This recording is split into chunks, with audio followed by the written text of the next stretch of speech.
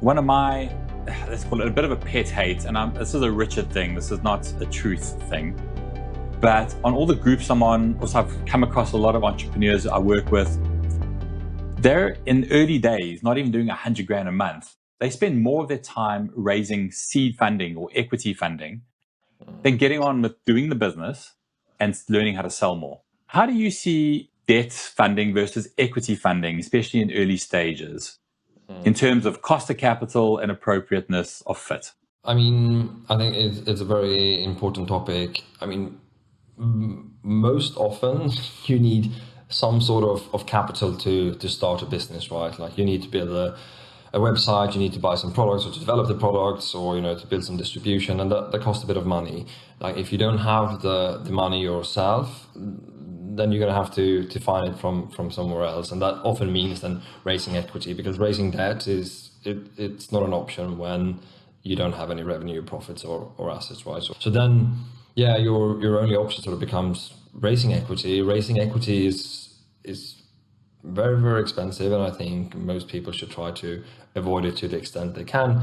Again, unless you're sort of Kim Kardashian, or you're a founder with a couple of successful exits, or stories under your belt, then raising equity would be very, very cumbersome, time consuming, and expensive at the end of the day, especially if your company will be successful at the end.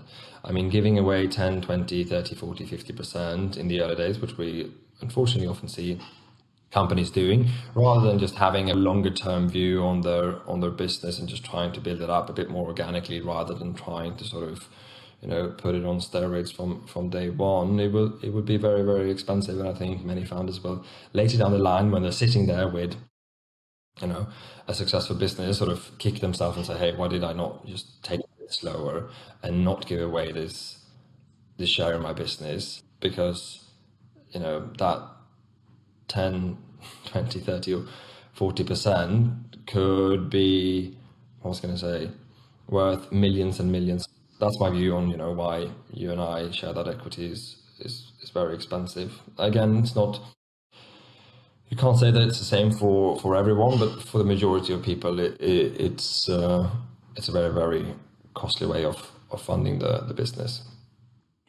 I think this is more of a US thing than the rest of the world, because you've got things like Seed Invest, you've got these online platforms where you can kind of crowdfund. And also everyone has got some family members who are willing to put money in. But when you're talking about equity being expensive, to give that, I've seen funders who took 100 grand when they started, and now they're doing 30 million in sales and making 8, 9, 10 million in profits. Well, if they gave away 30% of the business for 100,000 4 years ago, what was the cost of that 100,000? Well, if it's 10 million that they're making in profits, they're giving away 3 million now, right? In that profit. And that's just heartbreaking, right? No. So when they're starting out, they're not 100 grand you can take out of your mortgage, or 100 grand you can borrow from your 401k. So I always ask the question when someone's about to, like, they're running off to take equity and they don't want to put their own money in or borrow against themselves. Well, why would someone else give you that money, right? If you aren't willing to borrow it against your mortgage or take it out of your savings. So I almost take it as a bit of a red flag. But I think understanding how expensive that could be, someone who really is going to make a success of their business, that 3 million a year out of the 10 million profits makes no sense to borrow 100 grand today for 30% equity. I do like what you're saying, though, is like, for instance, if you were going to partner with a Kim Kardashian, or we keep using Kim Kardashian for some reason, but like someone who brings a lot of value, that's different, right?